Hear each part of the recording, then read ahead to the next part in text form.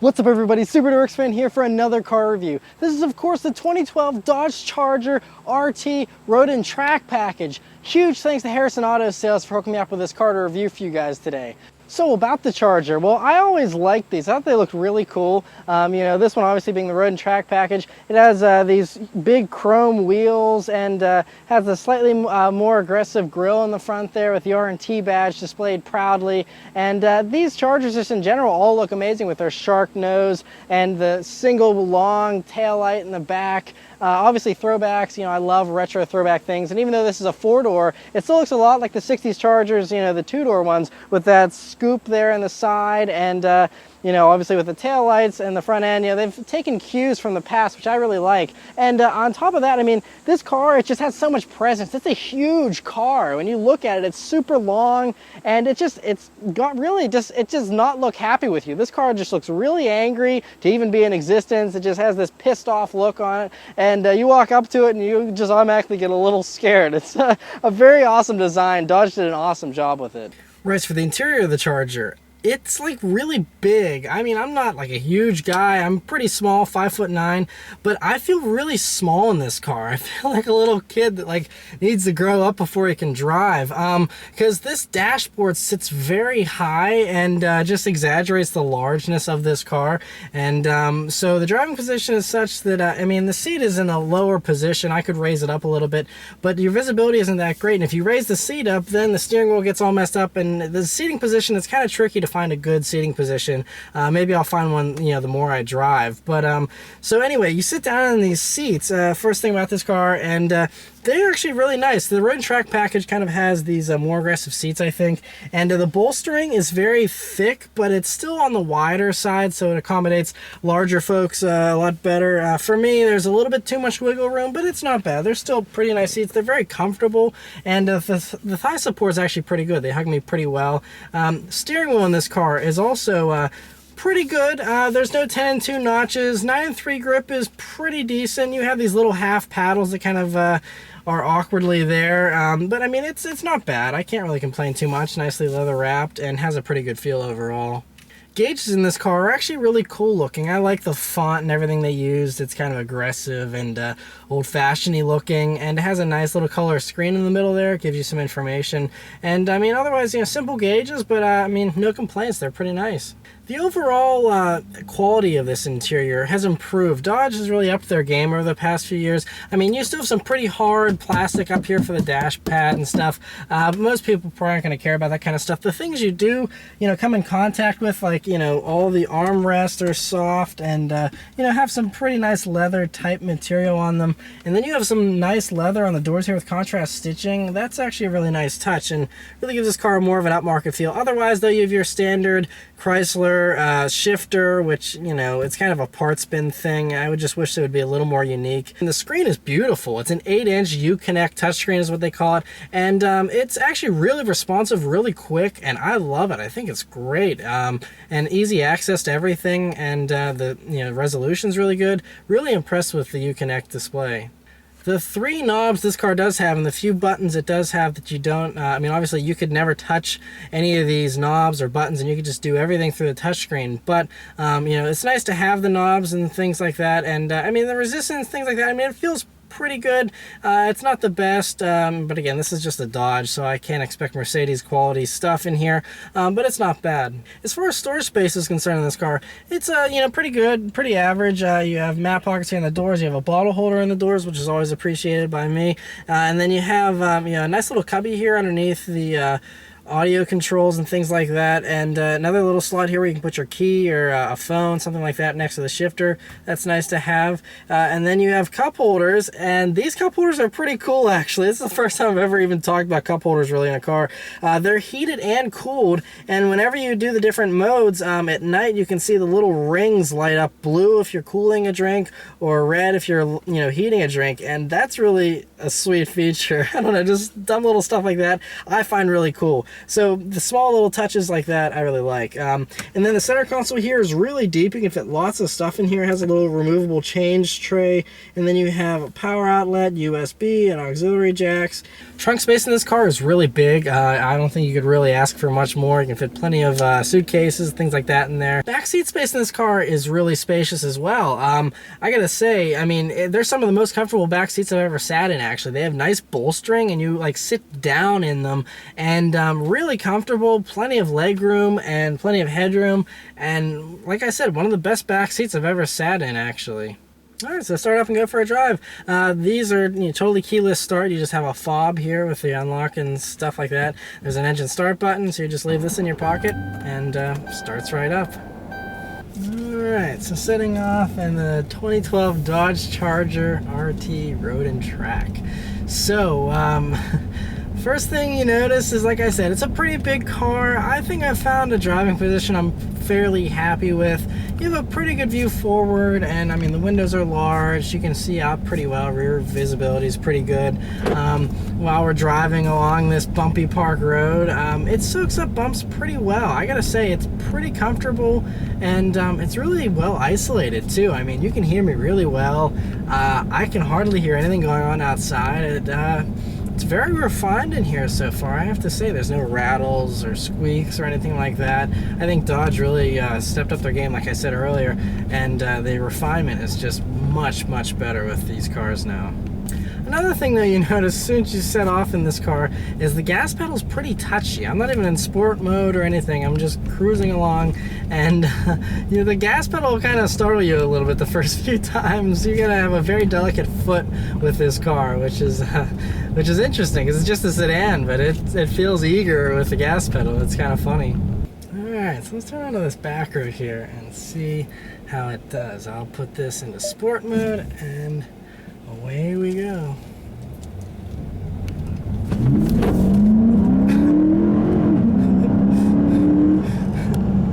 Okay, so we got some good power here. We're dealing with 370 horsepower and 395 foot-pounds of torque from this 5.7 liter V8 Hemi engine. It's obviously not as powerful as the SRT8 model, but it still sounds really good, and it has good pickup. I mean, this car isn't light, remember. We're talking about a 4,000-pound car here, maybe even a little more. And so, but it gets it up to speed pretty well. I think 0 to 60 is around 5.2 seconds. That's what some people have tested.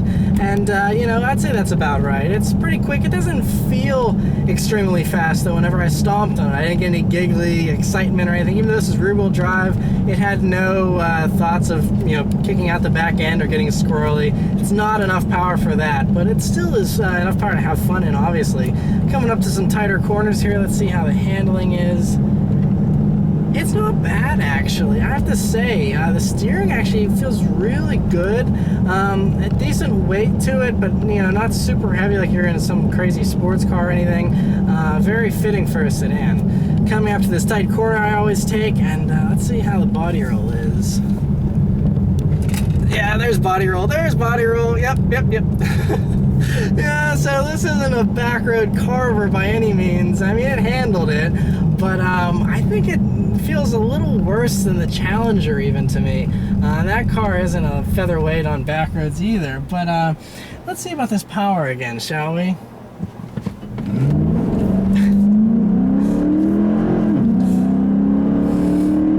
So I mean, it's fun, it's powerful, obviously. This is a V8 after all, but that was kind of fun. I got a little bit of wheel spin off the line there, so I mean, it will, spin them a tad, but yeah, it's fun. See, it still put a smile on my face. Not bad. Not overly impressive, but not bad at all. Now we're just sedately cruising here, though, and this is what this car is really made for. Put my arm on the armrest here, just sit back and cruise, and that's what this car is really about, is being a comfortable cruiser. I mean, this car, I forgot to mention earlier, has heated and ventilated seats, so my seats are being air conditioned nicely. I can air condition my drinks in this cup holder and just cruise. And like I said, it's quiet in here, it's refined, and it's really comfortable. And for a family sedan, that's what you want. You still have a V8, so you can still have a little bit of fun.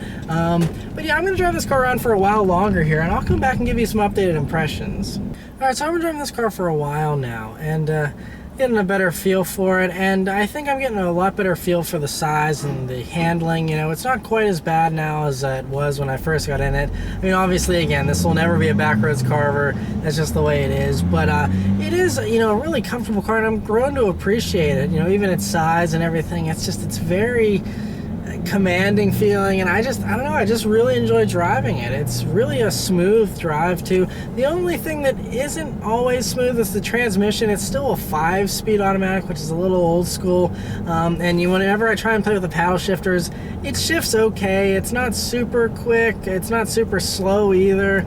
It's just, you know, I mean, it's an automatic that you're just telling, hey, go and shift now. It's not like it's a proper dual clutch or anything like that, so I can't expect amazing performance. It's not as good as the ZF8 speeds and the BMWs and things like that, but if you do want to, you know, change your own gears every once in a while, it gets the job done pretty well. But the thing is, though, this transmission, whenever you're not, it's all trying to be eco-friendly, so whenever you're not stomping on it, it is really hesitant to give you more power and to downshift. It'll just wait a little bit too long, just long enough that it gets on your nerves, and then aha, there you go. All right, now we're moving. It takes a little bit, and that problem is also magnified by the fact that this car has cylinder deactivation, so you know, it's constantly wanting to switch this over to a 4-cylinder, so it's not only the transmission that has to figure out you want to go faster, but the engine and the ECU, so it's like, oh, wait a minute, we're only using 4 cylinders cruising along, let's hurry up and kick in the other 4, and then downshift, and then give you the power you need. So, I mean, it does all those things decently well, that, I mean, it's not like, you know, I'm constantly annoyed with it, but, you know, if you're in a hurry or something, I feel like it would really piss you off. You know, those are the only things I can really mention that are my gripes. I mean, otherwise, it's a really great car. Another thing I didn't mention yet is the brakes in this car, which actually feel really good, which is important whenever you're dealing with a car of this size and of this weight. You stomp on the brakes and they stop you, which... it's good. It's a good feeling. So, you know, the brakes in this car are good, and overall, I mean, like I said, you know, the audio system, by the way, this is the base stereo. You can get a Beats by Dre system in this car, but this one just has a standard Alpine system, and it sounds pretty decent. It's not amazing, but it's not bad. Like I said, this one has a lot of cool toys with the heated and cooled cup holders and the cooled seats. One thing, though, I will mention about the cooled seats is they don't do the best job of cooling you off. You know, I've sat in cooled seats in Porsches and in other cars, and those tend to get you cooled off in a jiffy. These, it's not the best, you know. I mean, it'll give you a cooling sensation, but it's not like, wow, I'm really cold now because I turned on my cooled seat. So not the best out there, but not bad either. So, I mean, overall, this is a really great car, especially when you consider the price. I mean, the retail for one of these is right around 30 grand. 30 grand gets you a V8, this leather and Alcantara, and, you know, nice seats, ventilated seats. I mean, like I said, the V8, or the awesome soundtrack of the V8. I mean, obviously, this is only rear-wheel drive. All-wheel drive is a little more, but you mean get this big touchscreen, everything else. I mean, it's a pretty good value whenever you just sit down and look at it. The only thing that's not very value oriented is the gas mileage in this car. I think the gas gauge in this car has moved quicker than probably any other car I've reviewed. It does suck down gas. I think on average people are lucky if they get 20 miles per gallon in this thing in average driving. But again, price you pay for a V8. If you want a fuel efficient charger, you can always get the V6. That does a decent amount better. But yeah, so I mean, it's a mixed bag, but overall this is a really great car and I like it a lot. And this particular Charger is actually for sale through Harrison Auto Sales, and it's just under $27,000 with around 31,000 miles on it. And for the price, it's really a good value because you get the road and track package, which is normally more on top of the R&T and everything. So it's a good amount of savings for a car that still basically feels like it's brand new. So a huge thanks to Harrison Auto Sales again, and if you're interested in this car, please just give them a call or send them an email. I have all the info in the description of this video, and tell them I sent you, and they'll be glad to help you out. So yeah, that's about it, guys. So thanks for watching, and I'll see you next time. Take care.